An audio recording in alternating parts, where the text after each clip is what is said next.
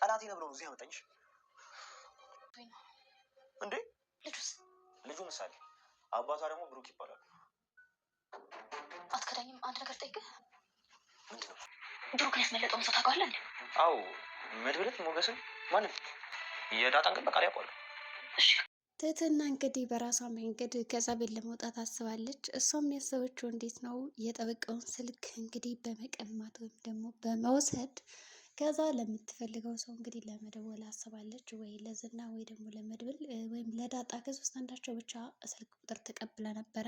እንግዲህ ስልክ ቁጥሩን ከተቀበለች በኋላ ግን የቀጥታ ስልክ ስለሚያስፈልጋት ዝናም በእርግጠኝነት ስለማይሰጣት ስልኩን ያሰበችው ነገር ምንድን ነው ጠበቃውን እንደምንም አድርጋ አማላ ባለፈው በተፈጠረው ነገር ይቅርታ አድርገልኝ እና በቃ እስኪ አሁን የፈለከውን ነገር ማድረግ ትችላለህ ስልና እድሉን ትሰጠዋለች። ቀርቦ ሰላም እንዲላት በቃ ብቻ ምን ልበላችሁ በጣም እንዲነካከት ትፈቅድለታለች። እሷ ግን በጣም እየቀፈፋት ቢሆንም እንደምንም አድርጋ ከኪሱ ውስጥ ገብታ እንግዲህ ስልኩን አውጥታለች ማለት ነው። ስልኩን ካወጣሽ በኋላ ደግሞ እንዴት አድርጋ ነው መደበቅ ያለባት? ማንም ሳያት በቲሸርቷ በእጅጌዋ ሰባ አድርጋ ወደ ውስጥ ነው እንግዲህ ያገባችው። ሰው ማንም አይነቃባትም በእርግጠኝነት። በእርግጥ ጠበቀው ዛሬ ይች ልጅ ያለ ምክንያት አይደለም እንደዚህ እናቀፈኛለችው ብሎ እንግዲህ በኋላ ትዝ ብሎት ስልኬን እሷ እንደቀማች ወይም ደግሞ እሷ እንዳየችው አውቃለሁ ካላለ በስተቀር ጥሩ ሙከራ ነው ያደረገችው። ግን አሁን እዛ እንዴት ነው የምትደውለው? ቢያንስ እኮ ስልኩ ፓተርን ሊኖረው ይችላል። ያንን ፓተርንስ እንዴት አድርጋ ትከፍተዋለች? ስለዚህ መድብል እንዲሁም ደግሞ ሌሎቹ አብረው በአንድ የሚሰሩት ቡድን እንግዲህ እነሱም አስበውበታል። ትህትናን እዛ ቤት ለማስወጣት ነው ያሰቡት። ግን ደግሞ የዝና ቤት በጠበቃ ተከቦ ነው ያለ፣ በሰው ተከቧል። ሰው መግባት አይችሉም። እንዴት መግባት እንዳለባቸው እያሰቡ ነው። ዝና በሌለበት በቀን ነው ሄደን የምናወጣት ብለዋል። ይህም ነገር እንግዲህ ሙከራ እያደረጉ ነው። እንግዲህ በሌላ በኩል ደግሞ ሞገስ በቃ ሚስት አንተ ጋር ቁጭ ብላ ተኝታ ደህንነት ሳይሰማ ሲቀር ያለው ስሜት በጣም ከባድ ነው።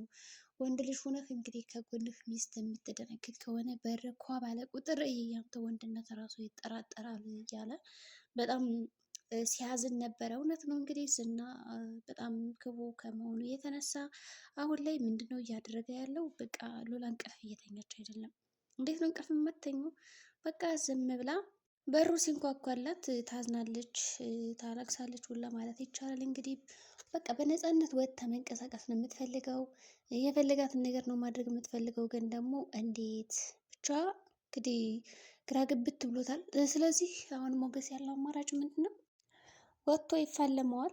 ከተፋለመውን በኋላ እንደምንም አድርጎ እንትን ሊል ይችላል ማለት ነው። ስለዚህ እንደምንም ብሎ ይፋለመዋል። ዝናንም ሆነ ማንንም ሳይፈራ እንግዲህ በእርግጠኝነት ያው ለመፋለም ወስኖታል። ይህም ጥሩ ሙከራ ነው። እንደ ወንድ ልጅ ሚስትን ልጅን መጠበቅ የኔ ድርሻ ነው ብሎ ነው የሚያስበው። ይሁን እንጂ እንግዲህ እዛ ቤት ለመግባት ሙከራቸውን እያደረጉና ተዘጋጅተው ልብሳቸውን ለባብሰው ጠብቀውታል።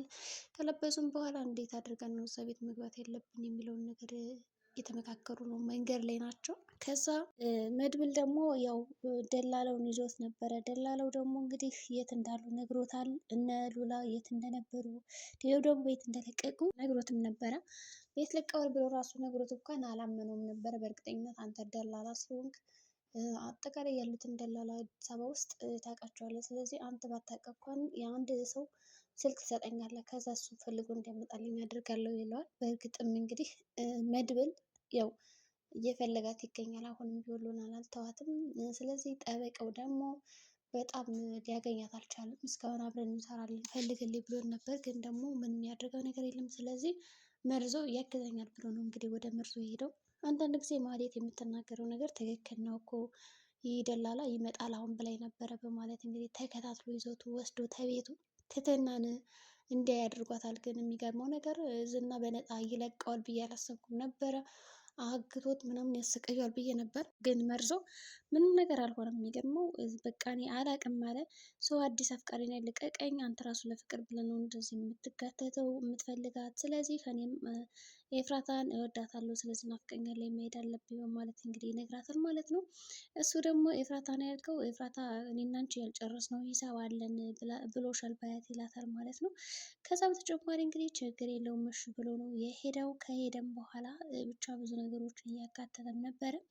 ግን ደግሞ እነሱ ይሳካል አይሳካም የሚለው ነገር በጣም እጅግ አጓጊና ከባድ ነገር ነው። ስለዚህ አሁን ትህትና በቃ የመጨረሻ ጊዜዋ ነው ደርሷል። አሁን የምትሞትበት አሳልፈው የሚሰጧት ቀን ዛሬ ነው ተብላለች። ይህ ምንድን ነው? ለዛ ሰውዬ ኩላሊቷን አሳልፋ እንደምትሸጥ ከዛ እንደገና ደግሞ ዝና ምንድን ነው ያላት? በጣም እልህኝነትሽን፣ ኃይለኛነትሽን፣ ጎበዝ እንደሆንሽ ምናምን እኔ አደንቅሻለሁ። ሰው ከመሞትሽ በፊት ይህንን ነገር ልንገርሽ ብዬ ነው። ግን የሚያሳዝነው ነገር በቃ ልትሞች ነው፣ መጨረሻሽ አብቅቶልሻል ይላታል። እሷም እንግዲህ እንደዛ ከሆነማ ምንም ችግር የለብኝም በማለት እንግዲህ እሺ ብላ ዝም ብለዋለች። ይሁን እንጂ አሁንም ቢሆን ተስፋ አላት ማለት ነው። እንዴት አድርጋ እዛ ቤት መውጣት እንዳለባት እያሰበች ነው፣ እያቀደች ነው ያለችው።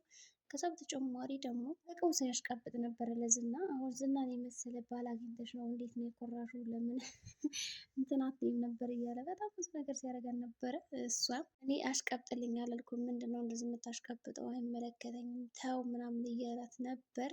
ብቻ እንግዲህ ሲያስቀው ነበረ። ምክንያቱም አንተ አሁን ወንድ ነህ፣ እኔ እናንተ አሁን ወንድ ነን፣ ግን ወንድ አንባልም። ምክንያቱም እሷ ሴት ናት፣ ግን ደግሞ በዚህ ሁኔታ ሆና እንኳን በጣም ስትጋፈጠን ነበረ እያለ ነው እንግዲህ ሲነግረው የነበረ።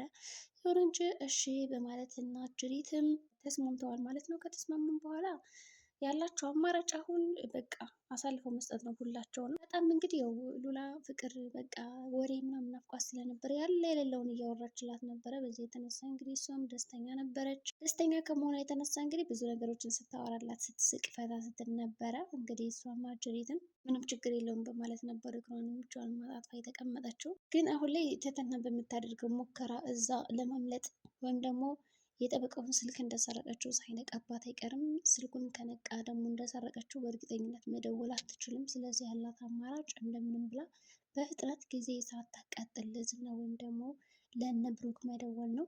ከደወለች በኋላ እንግዲህ ይሳካላታል የሚል ግምት አለኝ። እኔ በበኩሌ እንግዲህ የእሷ መጨረሻ እንዴት ሊሆን ይችላል? ኤፍራታና እንግዲህ እንትናም ተገናኝተዋል። መርዞም ከተገናኙ በኋላ ግን ብቻ ብዙ ነገር እያደረጉ ነበረ። ምክንያቱም ኤፍራታ የምትፈልገው ለጥቅም ብቻ ነው እንጂ በቃ አትፈልገውም። እሱ ግን የሆነ ወዷታል መሰል። ብቻ የተበላሸ ነገር እኮ ገዛልሻለሁ ብለኝ በባለፈው አልገዛልኝ ግዛልኝ ስትለው ነበረ። እሱም ችግር የለውም በማለት እንግዲህ ወደ መግዛት ተስማምቷል። ቅድስትም እንግዲህ ቤቷን ፏዝነት እያደረገች ነው። ከብሩክ ጋር ያላትን ግንኙነትም እያጠበቀች ነው። እንዲቀርባትም አትፈልግም። ብዙ ነገር እያደረገች ነው ያለችው። ምክንያቱም አሁን በቃ ከብሩክ ጋር ለመኖር እያሰበች ነው። ቤተሰቦች ይፈቅዳሉ አይፈቅዱም የሚለውን ደግሞ እንግዲህ እያሰበችብን ያለችው። በዚህ ቅጽበት እንግዲህ ብዙ ነገር የሚከሰት ይመስላል።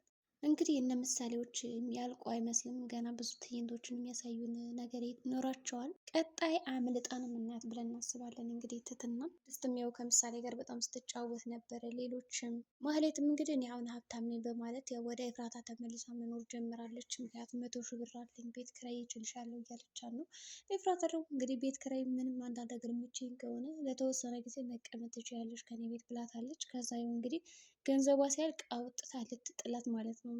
ምስኪን ናት እንግዲህ ኤፍራታ የጥቅም ሰው ነች። እህቷን ቢሆን ራሱ ያለ ክፍያ አታስቀምጥም እንኳን መርዞን ማለት ነው። መርዞን ቢሆን ሻይ ቡና ብቻ የምትፈልገውን ልብስ እየገዛላት አንዳንድ ነገሮች እያደረግላት ነው እንጂ እሺ ያለችው የእውነት ወደው አይደለም። በእርግጥም እያሞገዘችው ነው የኔ ጌታ ምናምን ስትለው በጣም የምትወደው መስሎ ጌታ እየሆነ ያለ ግን እሱ እየተሸወደ ነው። እንግዲህ የዛሬ ቪዲዮአችን ይመስላል። በቀጣይ ቪዲዮ እስከምንገናኝ መልካም ጊዜ